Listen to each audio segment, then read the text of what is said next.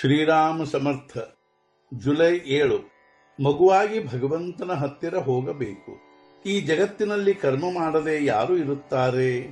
ಆದರೆ ಕರ್ಮವು ಯಥಾಸಾಂಗವಾಗದಿರುವುದಕ್ಕೆ ಕಾರಣವೆಂದರೆ ಕರ್ಮವನ್ನು ಏತಕ್ಕಾಗಿ ಮಾಡುತ್ತೇವೆಂಬುದರ ಅರಿವೇ ನಮಗಿರುವುದಿಲ್ಲ.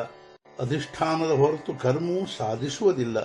ಒಡೆಯನು ಹಿಂದೆ ಇದ್ದನೆಂದರೆ ಕರ್ಮ ಮಾಡಲು ಉತ್ಸಾಹ ಬರುತ್ತದೆ. ಕೆಲವು ಉತ್ತಮ ಕರ್ಮ ಮಾರ್ಗದ ಜನರು ಭಕ್ತಿ ಮಾರ್ಗದ ಜನರನ್ನು ದೂಷಿಸುತ್ತಾರೆ. ಭಕ್ತಿ ಭಾವದಿಂದ ಇರುವವನು ಎರಡನೆಯವರನ್ನು ದೂಷಿಸುವುದಿಲ್ಲ. ನಾನು ಯಾರು ಎಂಬುದನ್ನು ತಿಳಿಯಲು ಜ್ಞಾನ ಹಾಗೂ ಭಕ್ತಿಗಳು ಬೇಕಾಗುತ್ತವೆ. ಅದರಂತೆ ಬ್ರಹ್ಮ ಸತ್ಯಂ ಜಗನ್ಮಿಥ್ಯ ಅಂದರು ಅದರ ಅನುಭವ ಬರುವುದಕ್ಕಾಗಿ ಕರ್ಮ ಮಾಡಲೇಬೇಕಾಗುತ್ತದೆ. ಭಗವಂತನನ್ನು ಅರಿತುಕೊಂಡು ಉಪಾಸನೆ ಮಾಡಬೇಕು. ಸಣ್ಣ ಮಗು ತಾಯಿಯ ಕಡೆಗೆ ದೃಷ್ಟಿ ಇಟ್ಟುಕೊಂಡು ಸುಮ್ಮನೆ ಹಾಲು ಕುಡಿಯುತ್ತಿರುತ್ತದೆ. ಅದರಂತೆ ಸಮರ್ಥರಂಥವರು ಏನು ಹೇಳುತ್ತಾರೋ ನಾವು ಅದನ್ನು ಸುಮ್ಮನೆ ಅನುಸರಿಸಬೇಕು. ಕಣ್ಮುಚ್ಚಿಕೊಂಡು ಎಷ್ಟು ಕಾರ್ಯವಾಗುತ್ತದೆಯೋ, ಅಂಧಶ್ರದ್ಧೆಯಿಂದ ಏನು ಆಗುತ್ತದೆಯೋ ಅದು ಅಭಿಮಾನದಿಂದ ಜ್ಞಾನದ ಕಣ್ಣು ತೆರೆದುಕೊಂಡು ಆಗುವುದಿಲ್ಲ. ಮಗುವಾಗಿ ಭಗವಂತನನ್ನು ಅರಿತುಕೊಳ್ಳಬೇಕು. ಇದಕ್ಕೆ ಒಂದೇ ಒಂದು ತೊಂದರೆ ಇರುತ್ತದೆ. ಅದೆಂದರೆ ನನ್ನ ಜಾಣತನು ನನಗೆ ಅಡ್ಡ ಬರುತ್ತದೆ. ಭಕ್ತರು ಮಕ್ಕಳಂತೆ ವ್ಯವಹರಿಸುವುದರಿಂದ ಭಗವಂತನವರ ಇಚ್ಛೆಯನ್ನು ಪೂರ್ಣ ಮಾಡುತ್ತಾನೆ. ಕೆಲವರು ಹೀಗೆ ಅನ್ನಬಹುದು, ಭಗವಂತನ ಹಾಗೂ ನಮ್ಮ ಪರಿಚಯವೇ ಇಲ್ಲ ಅಂದ ಮೇಲೆ ನಾವು ಅವನ ಪೂಜೆ ಹೇಗೆ ಮಾಡಬೇಕು? ಅವನನ್ನು ತಿಳಿದುಕೊಳ್ಳದ ಹೊರತು ನಾವು ಭಜನೆ ಮಾಡುವುದಿಲ್ಲ. ಹೀಗೆ ಅನ್ನುವುದು ಹುಚ್ಚುತನದ್ದಾಗಿರುತ್ತದೆ.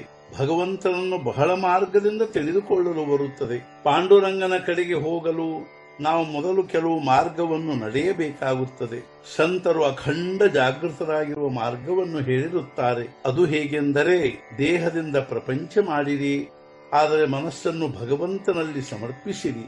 ಮನಸ್ಸು ಭಗವಂತನಲ್ಲಿ ಸ್ಥಿರವಾಗದ ಹೊರತು ಬೇರೆ ಏನೂ ಮಾಡಿ ಪ್ರಯೋಜನವಿಲ್ಲ. ಧ್ಯೇಯವು ಸತ್ಯವಿರದ ಹೊರತು ಚಿತ್ತವು ಸ್ಥಿರವಾಗುವುದಿಲ್ಲ.